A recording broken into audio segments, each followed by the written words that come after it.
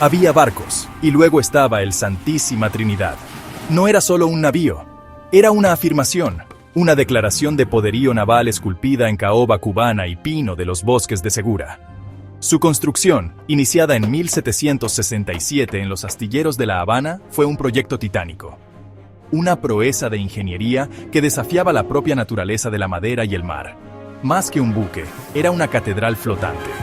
Con sus casi 65 metros de eslora y más de 16 de manga, desplazaba la mar con una arrogancia soberana.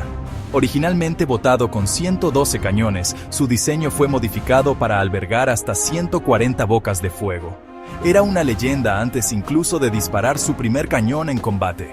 Los marineros veteranos se quitaban el sombrero con un respeto casi religioso. Verlo zarpar era un espectáculo que dejaba sin aliento. Cientos de hombres trepando por los palos como hormigas. El crujido de la madera, el chirrido de las poleas, las voces de los oficiales resonando en la cubierta. Los marineros de otras naciones que lo veían en alta mar no sabían si sentir admiración o pavor. Su perfil, con esas 4 hileras de portas asomando como los dientes de una bestia prehistórica, era una advertencia. La gente se agolpaba en los muelles solo para verlo. Los niños soñaban con servir en él. El Santísima Trinidad no era solo un arma de guerra, era parte del alma de España. Un gigante nacido de la madera de las colonias y el sudor de los astilleros, destinado a escribir su nombre en la historia con tinta de pólvora y sangre, navegando hacia un destino tan grandioso y trágico como el imperio al que servía. Un navío de guerra no es la madera ni el cañón, es la gente, la sangre que lo impulsa. Y la sangre del Santísima Trinidad era una mezcla de más de 1000 almas. Una ciudad flotante y caótica. Había marineros profesionales y campesinos reclutados a la fuerza. Muchachos que nunca habían visto el mar. Había carpinteros, calafates, veleros, armeros. Y había infantes de marina, soldados de mar listos para el abordaje, con el mosquete siempre a mano y la bayoneta afilada. En lo más alto de esa pirámide humana se encontraba el capitán. En Trafalgar, el brigadier Francisco Javier de Uriarte y Borja. Era un marino experimentado que entendía viento y mareas. Comandar el Santísima Trinidad era el cenit de una carrera, pero también una carga monumental. El alma de un navío de línea eran sus cañones. Y el Santísima Trinidad tenía un alma atronadora. Imaginen 4 puentes, 4 hileras de muerte. En la batería más baja descansaban los monstruos. Operar uno de estos gigantes requería hasta 14 hombres, un ballet brutal de fuerza y coordinación. Empujar, cargar la pólvora, meter la bala, atacar, apuntar y finalmente dar fuego. Su propia construcción era una defensa. El casco tenía un grosor de más de medio metro en la línea de flotación. Balas de menor calibre a menudo rebotaban en su costado sin causar daños graves. Era una fortaleza flotante, lenta y poco maniobrera, pero capaz de aguantar y repartir castigo que ningún otro barco igualaba. Sin embargo, esa misma fortaleza era su debilidad. El peso de la 4ª batería afectó su estabilidad. Un gigante poderoso pero lento. El 14 de febrero de 1797. Una fecha marcada a fuego en la bitácora del Santísima Trinidad. La escuadra española navegaba cerca del Cabo de San Vicente. El tiempo era malo. Niebla espesa. Mar revuelta. La formación española estaba desordenada, dividida en 2 grupos. Era una invitación al desastre. Los ingleses, bajo el mando del almirante Jervis, con Horatio Nelson como comodoro, aceptaron la invitación. Vieron la brecha. Se lanzaron a ella como lobos. Buscaban aislar y destruir a los barcos españoles uno por uno. El Santísima Trinidad se encontró de repente solo, separado del grueso de su escuadra. Los barcos ingleses se abalanzaron sobre él. HMS Captain, Culloden, Blenheim, Orion, estruendo de los cañones, crujido de la madera astillada, gritos de los heridos, la cubierta del Trinidad, humo, sangre, astillas. Los mástiles cayeron, las velas se hicieron jirones.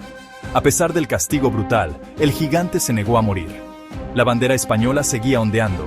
Su tripulación, diezmada pero no vencida, respondió al fuego con una furia desesperada. Cuando todo parecía perdido, ocurrió el milagro.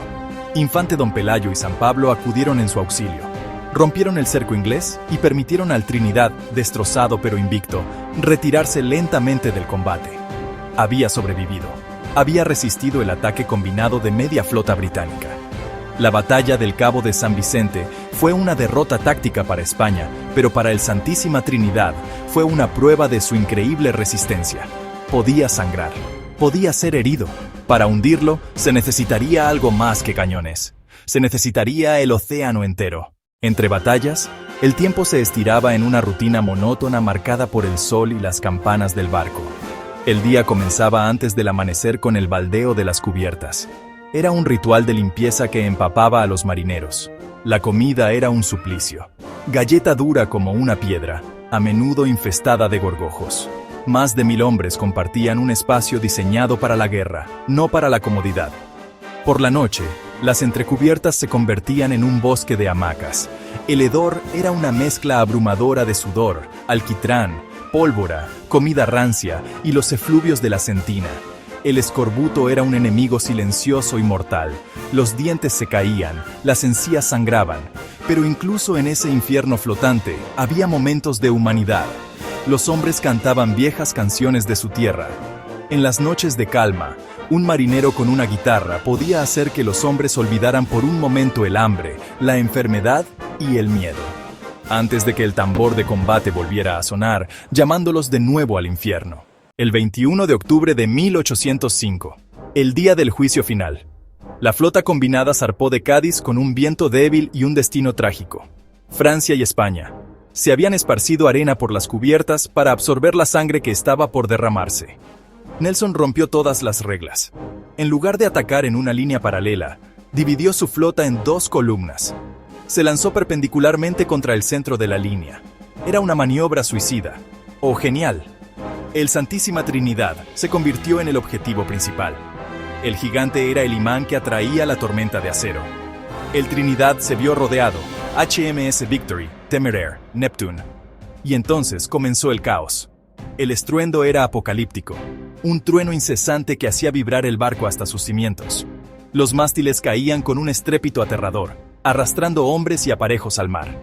Los cirujanos trabajaban sin descanso en la bodega, amputando miembros en un mar de sangre y gritos.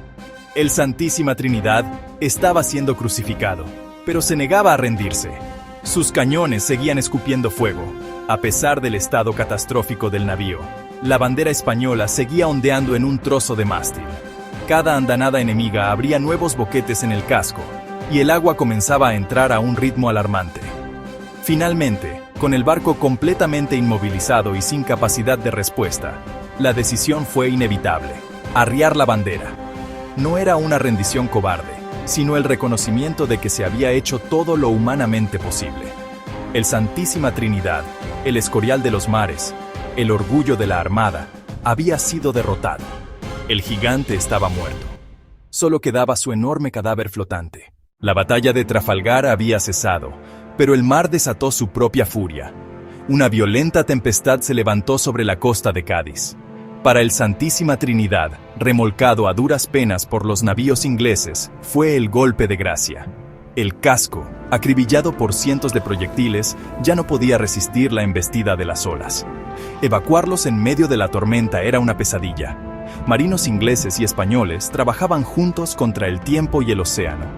En la tarde del 24 de octubre, se dio la orden de abandonar el barco. El Santísima Trinidad se hundía visiblemente, la proa casi sumergida, la popa elevada hacia el cielo tormentoso. No hubo explosiones ni fuegos artificiales, solo el gemido largo y profundo de la madera cediendo. Lentamente, con majestuosidad terrible, el escorial de los mares se deslizó bajo las olas y desapareció. Se llevó consigo los cuerpos de cientos de tripulantes, convirtiéndose en un inmenso sarcófago de madera y hierro. El Santísima Trinidad se hundió, pero su leyenda no.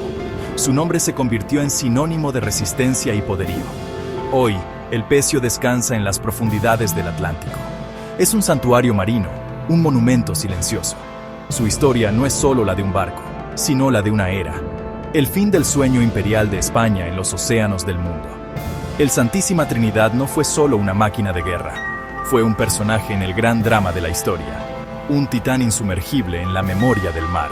Si te ha gustado la historia, suscríbete para más relatos épicos.